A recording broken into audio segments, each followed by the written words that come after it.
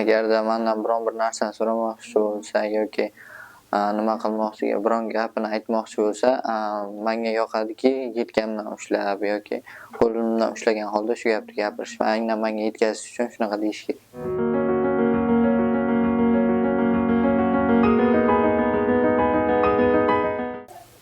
O'tirish shart emas-ku. Hurmat ijobat bo'yicha o'tirib, o'z ko'ngli bo'yicha gaplashgan ma'qul deyman.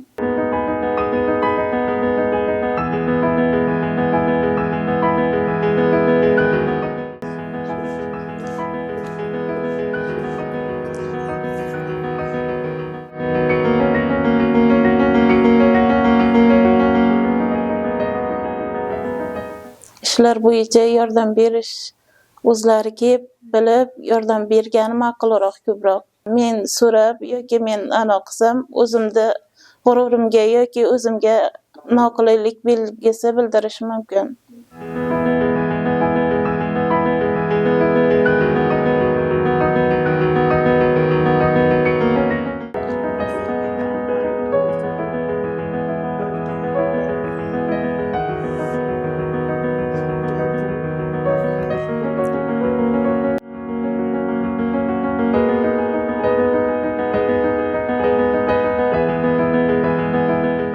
Bizga aniq bir joyni ko'rsatish uchun tushuntirish uchun aniq yo'lni ko'rsatish, yo'ldagi to'siqlar bor yo'qligi, u yerda necha qadam, necha metrdan so'ng qayrilish, qaytmalar yoki avtomashinalar turargoh joylari yoki katta yo'lga chiqish joylari haqida tushuntirib berishgani ma'qul.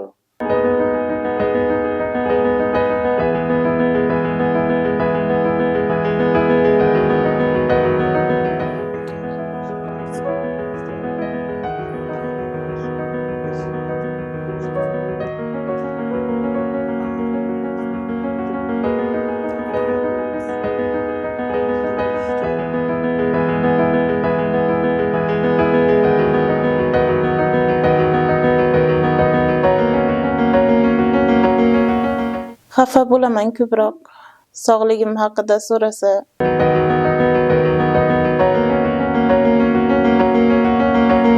Atrofdagi insonlarga aytmoqchiman, bu nogiron inson aqlan zaif yoki bir insonlardan kamchilik emas. Alloh ham ularni aqli boshqa jihati bilan bir xil qilib yaratgan. Sog'ligini asrashini, hammasi sog' bo'lib yurishini, borida qadriga yetishini tilagan bo'lardim hammasi.